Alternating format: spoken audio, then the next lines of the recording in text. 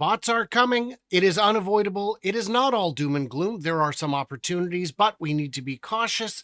Nannies? Oh my gosh, the sum of all humanity and human history at your fingertips? Why, yes, but I don't know enough about this, which is why, by popular request, yes, actually, I am rejoined by Jon Twigge. I'm Brian. Welcome to Futuraza.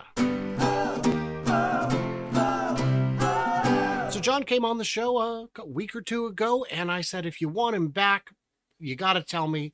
And so he's come back. We've improved the mic situation and all that, and it's looking good. And we'll see how it goes. You got to tell me in the comments right now, is this good? And then also again at the end, after you've watched it, leave a second comment confirming your original suspicions or debunking them.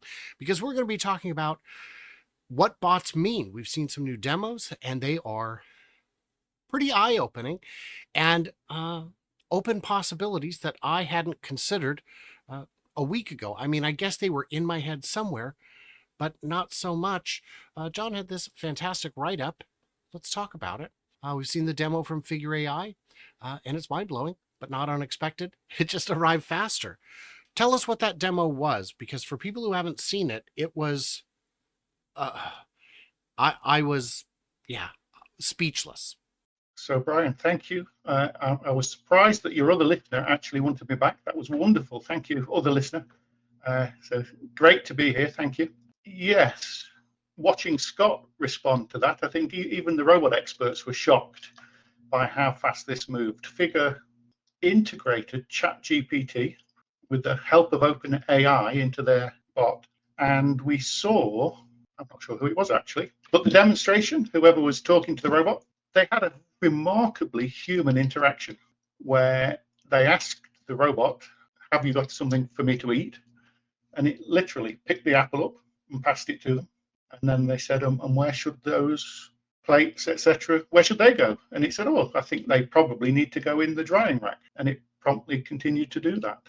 And then one of the most impressive things was it actually explained why it was passing him the apple while it was putting those plates and things on the dry at the same time. And the background to this is that they only made an announcement a few days before that they were integrating ChatGPT, and they'd only apparently, I think, done the deal with OpenAI a couple of weeks before. So this is just incredible progress, and this illustrates that it is moving so fast that this is just a year or 18 months since the original ChatGPT. And I mean, I was skeptical that they could actually integrate the language models with the real world AI. And yet here it is. The robot looked, it saw an apple, it passed it, it knew it was food. It's actually getting a model of the real world and being able to communicate about that with humans. So the implications are, where will we be in a year or two? And we don't know. So, yes, the demo, it had a bunch of stuff in front of it. It had some plates, some cups, some trash, and an apple. And it would move both hands at the same time. It could talk while doing other things. The language was reasoned and reasonable. It said, I gave you the apple because it's the only thing here that is food. And then at the end, he said, how do you think that went? And the bot said, I think it did well because I think all the things ended up in the place that they were supposed to be. And having all the pieces versus putting them together is very different. So let's have a chat about this. When you and I were kids, if we wanted to know, what's the name of that big mountain, the really, really tall one, you would have to either find someone who knows or go somewhere to find out. And if the person you ask is the wrong person, you're going to get the wrong answer. The sum of human information is at our fingertips, has been for some time now, but this connects it in ways that are different. So in this post, I think correctly point out, some of you may have had children or at least heard of them. And I've heard of children, and I know I mentioned this in the green room, but I don't know if my viewers know this. I used to be a child. It was quite some time ago. And you answer the best of your ability. They have have another why and another. Well, imagine the future when kids don't get stuck in the why loop. Why? because the kids will know everything and have all the answers, and they can go as far down the Y hole as they wish to go because the bot doesn't get annoyed. So paint a picture for me. What will this look like when that robot can interact with anyone, a child, and answer questions and take over some of those questions?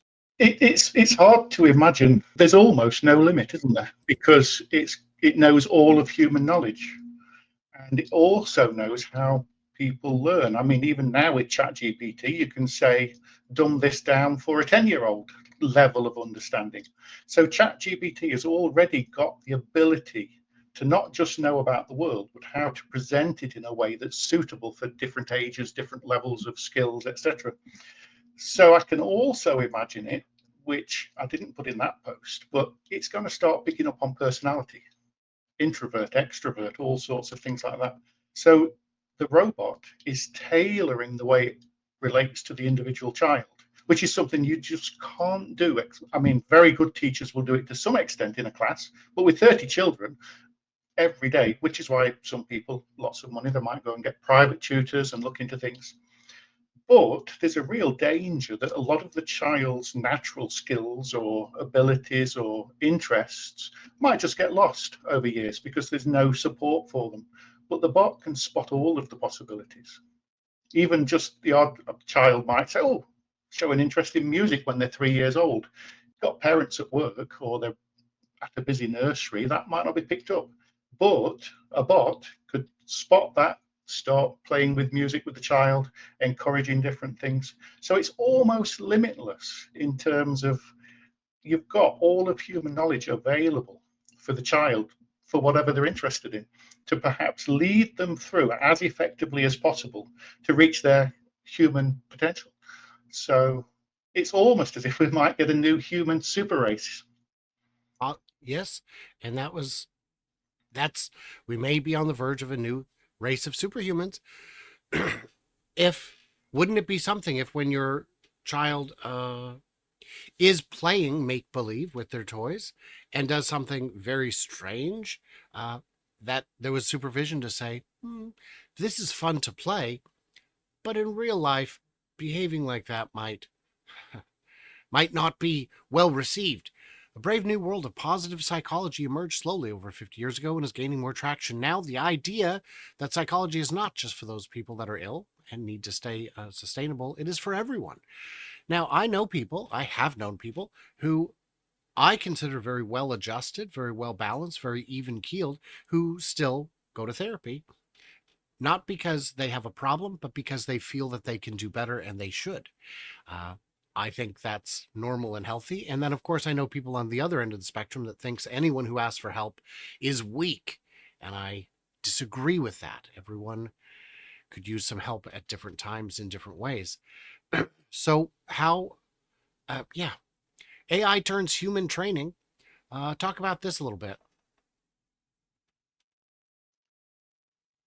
Yes. I mean, effectively, that's what we were just talking about, that the bot will, over time, understand the way that children develop, the way they learn, the different people talk about different learning styles. Is it by listening? Is it by watching? The robot can have a monitor all of the different things that the child is doing, spot the patterns about what works best for that. Well, one of the things I've said for many years is teaching is not about pushing. It shouldn't be about putting things onto children and say, learn times tables, do what you're told. It should be about opening up interesting possibilities and having the child pull.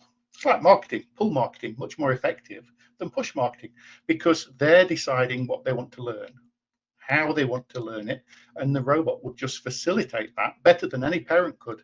I mean, you even see some parents say, and don't do that. You won't make any money doing that. You shouldn't be, you need to get a proper job.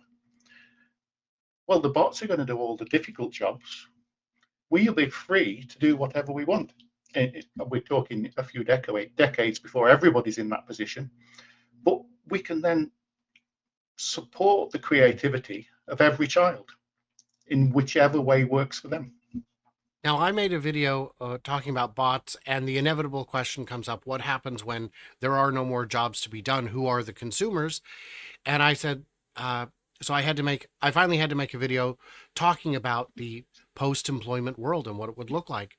And I only covered most of the transition from what we have today to a world where employment is essentially zero because there's no jobs left to be required to be done by humans. And the question then was, well, right, but how do we survive? And what I pointed out is scarcity can become a thing of the past. You can grow your own food. Well, right, but I don't have a yard. Right. Other people have yards and other people have food. Your bots can ask each other who's got surplus food and just go grab it. No big deal. And so your grocery bills would be well, right, but what about people who don't have a house? And I said, well, right, but if the bots are doing all the mining, all the refining, all the milling, all the construction, what is the cost of a house now? It's essentially free. And someone said, no, it's not free because you still have to pay for the bots, the electricity for the bots, and the maintenance for the bots. Right. Okay. So the maintenance for the bots can be done by other bots.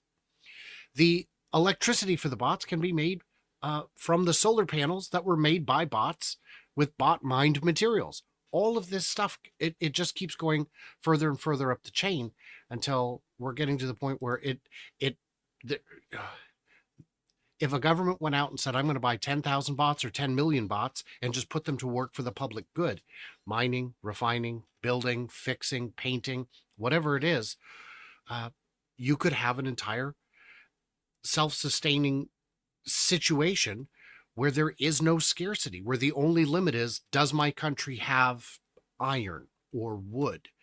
And if not, it can trade with countries that do, with the bots in countries that do. Well, how do we allocate all this? Who's in? The AI can manage it. It can do it better than we can. Certainly easier, better access to up to the second market information on who's got what where. All of that is going to change. To me, the big revelation this week, though, was I'd seen all the demos before. They never talked. They never talked in any kind of meaningful way. Maybe you'd have one that had a few lines of code that were hard coded in, that were scripted, stock responses. But integrating a large language model changes everything. It sounded just robotic enough to keep me aware that it's a robot, but it sounded plenty human. And it wasn't intimidating. It was pretty magical. So Yeah. Yes, go ahead. Let's go back a step. That people don't like change. So people know how things are at the moment. They know what kind of jobs we do at the moment. And then they struggle to imagine into the future. But if you take a step back 50 years and asked people, would you pay I don't know how much, $5, $10 Starbucks for a coffee or whatever? 50 years, why would anybody spend a huge amount of money to just go and sit in a room and drink coffee? What happens is that we find things to do that are valuable as the work that used to be compulsory is now done in other ways. So agriculture, tractors, computers, lots of the thinking work. So we always naturally find more interesting things to do. So the question then is that how do we allocate resources? Because, Tony Seba, the cost of energy will be virtually zero. If we put those cars in tunnels and the cost of transport is almost zero, we can go anywhere we want. The question just becomes, how do we transition from where we are now to an equitable, which of course is politically charged, who should get what and why, but even any kind of reasonable system where we don't have the 10 richest people in the world owning everything and then the rest of the world having nothing. So the questions of universal basic income, or even Elon wants to take out the basic and just say universal income, everybody should be sustainable. The limits come from scarce resources, that everybody can have a house, it's cheap to build. I think we're down to something like 30% in the West of our salary goes on essentials. If we go back a few hundred years, we all not me, I wouldn't have been any good in the fields, but they spent most of their lives out in the fields growing food. So 90 to 100% of their time was doing compulsory things. As we have bots, it's going to go to, I don't know, 1% or less. So anybody can have a house, but the scarcity just comes with who gets the best house, who gets the one on the coast overlooking the ocean, all those kind of things. So there's still some kind of economy of scarcity, but it's very different to what we've got at the moment. And And those are absolutely, the questions. yes, absolutely agree. I was asked in the comments of that most recent video, why haven't I addressed universal basic income? And there's a couple of reasons. The first being it is uh, a largely political topic, but the bigger reason is it's so far on the horizon that talking about it today would only provide the wrong context. The first, yeah, well, how much should it be? Everyone disagrees. If it's $1,000 a month, that's still more money than exists, and that creates a problem. But when scarcity is addressed first, universal basic income might only need to be $200 or some ridiculously low amount. If the rent is not an issue and the food is not an issue and the power is not an issue, that leftover money is just leisure money. It's just the only amount that really matters is the amount over and above everything needed to survive and be healthy and sustain. So, And and that, I think a key, yeah, a key yeah, issue here is not, if we talk about universal basic income and we say, well, we're starting without it, and then at some point in the future we'll have it. People are thinking about it as a switch. We turn it on, but it's not going to be like that. Of course, it will be a gradual transition. Robots will replace the jobs potentially, if FSD works, of millions of drivers. If you're 50, you've driven a truck all of your life. What do you do? Do you retrain at that point? Do you retire early? There's going to be a very gradual transition. I say gradual, faster than any of the transitions we've seen in the past, agriculture or whatever it might be.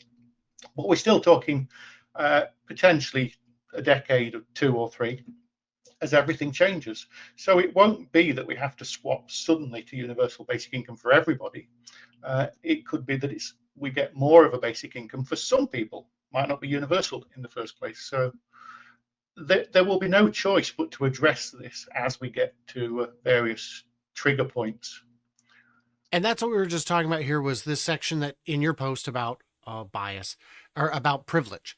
And this is a long post. It's very good. We're going, it will be linked in the description so you can go and have your say, interact with it. And there's a lot here. We're already getting a little on the longer side for at least my channel. But there's a lot of possibilities. There's a lot of possibilities. And what was I've come to understand is that not enough people are liking this. And I noticed I didn't either. So let's fix that. Six, guys. This is great content. Got to check out Jon. I'm going to have Jon back at least one more time. We're going to be talking next time about FSD training and where the competition is going to get the data. On this topic, boy, leave me some comments because there is so much we didn't have time to talk about. We could talk about this for 10 hours and still probably not cover everything we need to discuss. But if you want him back, you got to tell me. Now's the chance to leave that second comment with your second thoughts, your second opinion. Should we have Jon back? I don't know, man. He's pretty cheeky. So in the comments, go I ahead. thought we were going to do. I thought we were going to do 2 hours. Did you say on this one? No. 2 hours. Yes, but Right. I don't record them because hard drive space and all that. So we'll just do that off air, and people can guess what we had to say about it. But boy, do I have some thoughts. Too bad I can't fit them. So everybody, leave us some comments, like, subscribe, do the usual things. I appreciate you guys being here. These are discussions I love having and things that need to be considered because we've got time. Goodness knows politicians are not proactive when it comes to addressing technological innovation. They wait until it affects them personally and then start to consider thinking about forming a committee to explore the possibilities of addressing it sometime by the future. So what do we miss? What do we misunderstand? Leave it. Stay tuned. Stay juicy, and I cannot wait to hear from you, clever robots. Yes, really, in a bot-infested future.